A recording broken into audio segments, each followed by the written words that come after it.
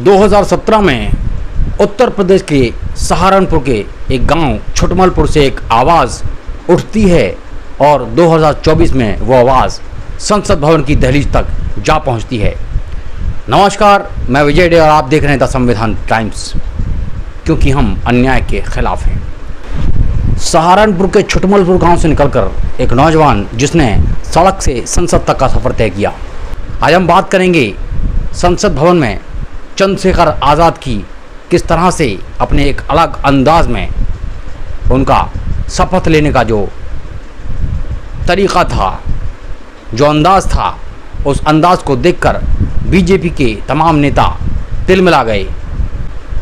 क्या कुछ खास था चंद्रशेखर आज़ाद के इस शपथ ग्रहण करने के नए अंदाज में?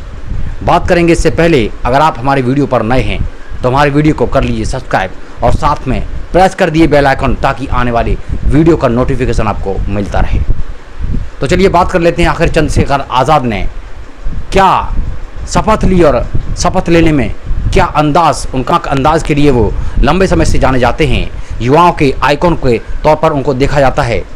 तो क्या कुछ खास था उनके शपथ लेने में जिससे बीजेपी के तमाम जो नेता थे वो औखला गए, तिलमिला गए और उनको आखिर बीच में टोकना ही पड़ा।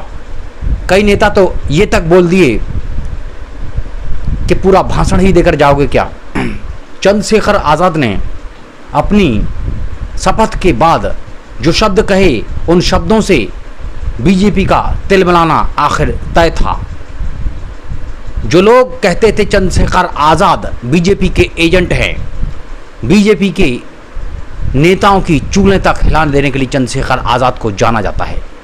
चंद्रशेखर आज़ाद ने कहा, नमो बुद्धाय, जय भीम, जय संविधान, जय मंडल, जय जोहार, जय जवान, जय किसान, भारत का संविधान जिंदाबाद और भारत की महान जनता जिंदाबाद, भारत का लोकतंत्र जिंदाबाद।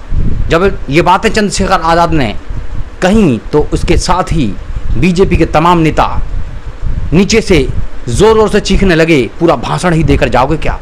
मगर चंद्रशेखर आज़ाद ने इसका जवाब देते हुए कहा कि हाँ, इसीलिए हम आए हैं और सुनना तो पड़ेगा ही।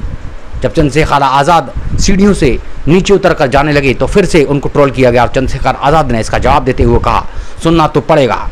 क्यों सुनना पड़ेगा? आखिर क्या है चंद्रशेखर आज़ाद के ये तेवर? चंद्रशेखर आज़ाद के ये तेवर वही तेवर हैं जो चंद्रशेखर आज़ाद के तमाम धरना प्रदर्शनों पर, तमाम कार्यक्रमों में देखे गए हैं। चंद्रशेखर आज़ाद अपने उन्हीं तेवरों के साथ संसद भवन में दस्तक दे चुके हैं। तो चलिए देख लेते हैं चंद्रशेखर आज़ाद ने किस प्रकार से अपने जुदा अंदाज में, अपने अलग तेवर में किस प्रकार से शपथ ली और किस प्रकार से बीजेपी के तिलमिलाते हुए नेताओं को करारा जवाब दिया। श्री चंद्रशेखर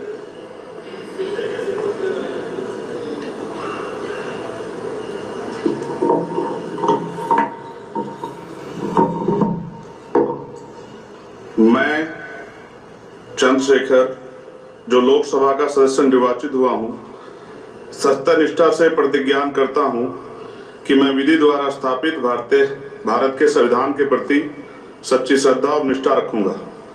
मैं भारत की प्रभुता और अखंडता अक्षुण्ण रखूंगा तथा जिस पद को मैं ग्रहण करने वाला हूं उसके कर्तव्य का श्रद्धापूर्वक निर्वहन करूंगा। नमो बुद्धाय, जय भीम, जय भारत, जय संविधान, जय मंडल, जय जोहार, जय जवान, जय किसान, भारतीय संविधान जिंदाबाद, भारतीय लोकतंत्र जिंदाबाद, भारत की महान जनता जिंदाबाद। देंगे सर, इसलिए आए यहाँ।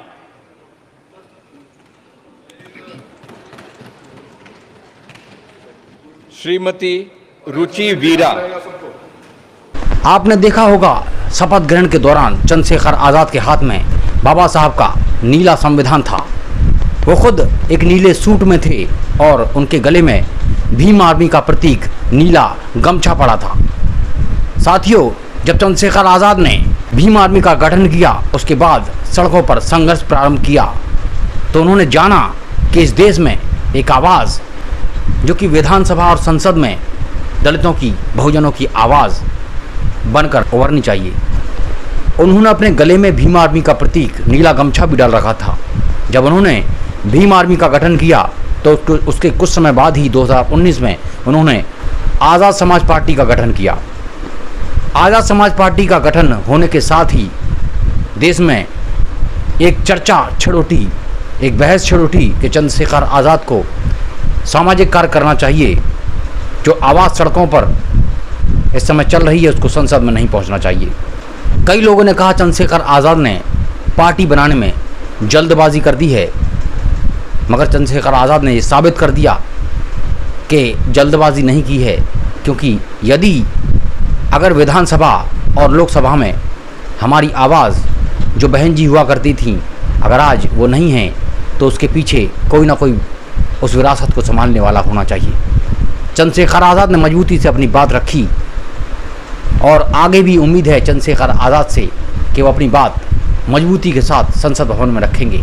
और एक उम्मीद है चंद्रशेखर आज़ाद बहुजन समाज की आवाज़ बनकर संसद में दहाड़ते हुए नजर आएंगे।